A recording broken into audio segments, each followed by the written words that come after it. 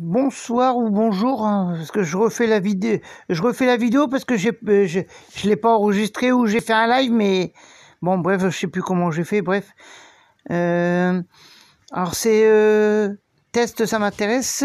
À quel film ressemble votre vie amoureuse? Donc je lance le test.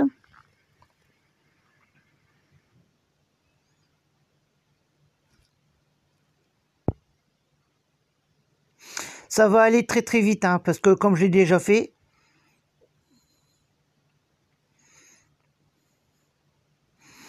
je n'ai pas changé je n'ai pas changé, hein.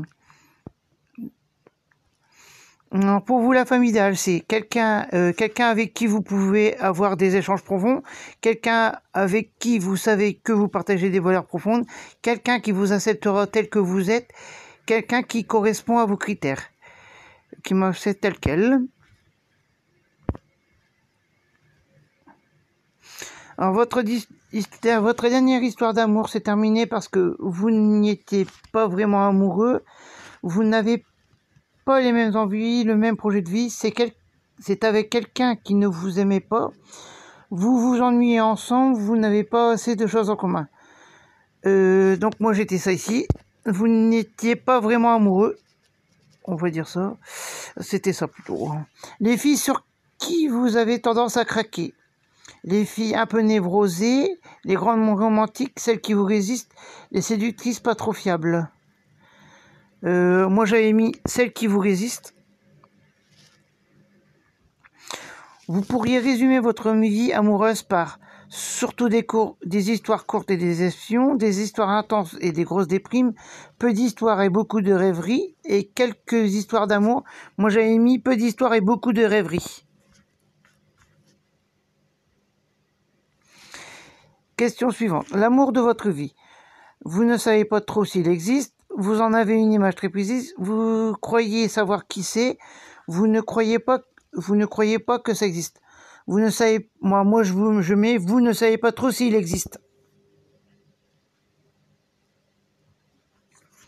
Pour avoir la fille qui vous fait rêver, vous êtes prêt à tout quitter, vous transformer complètement, attendre aussi longtemps qu'il faudra, essuyez beaucoup d'échecs. Pas essayer, c'est essuyer, pardon. Votre dernier coup de cœur, c'était pour quelqu'un dont vous ne pensiez jamais tomber amoureux, pour quelqu'un avec qui il ne s'est pour quelqu'un avec qui il ne s'est finalement rien passé, un moment où vous avez abandonné l'idée de rencontrer quelqu'un, pour quelqu'un qui s'est un peu moqué de vous, à un moment où vous aviez abandonné l'idée de rencontrer quelqu'un. Souvent, quand vous parvenez à sortir avec une fille que vous avez longtemps fantasmée, elle se relève. Plus compliqué que prévu, moins sympa que vous imaginez, un peu ennuyeuse, à peu près comme vous l'imaginez. Plus compliqué que prévu. Une histoire d'amour qui commence de manière compliquée, tant mieux, ça ne peut que s'arranger. C'est bon signe, au moins il se passe quelque chose. Ce n'est pas très bon signe, ça vous fatigue d'avance. Ce n'est pas la peine de continuer. Alors, ce n'est pas la peine de continuer. Une fille vous repousse, ça vous refroidit très vite et vous passez à autre chose. Ça vous déprime, ça vous rend encore plus accro, ça vous met en colère. Moi, c'était ça vous refroidit très vite et vous passez à autre chose. Donc,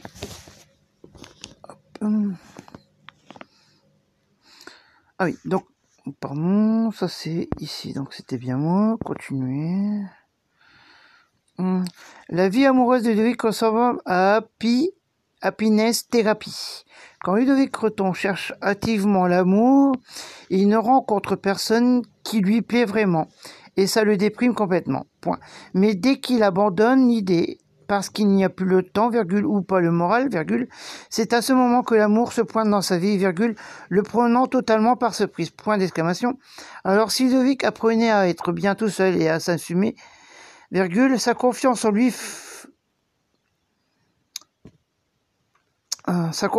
serait sans doute à venir la bonne personne vers lui.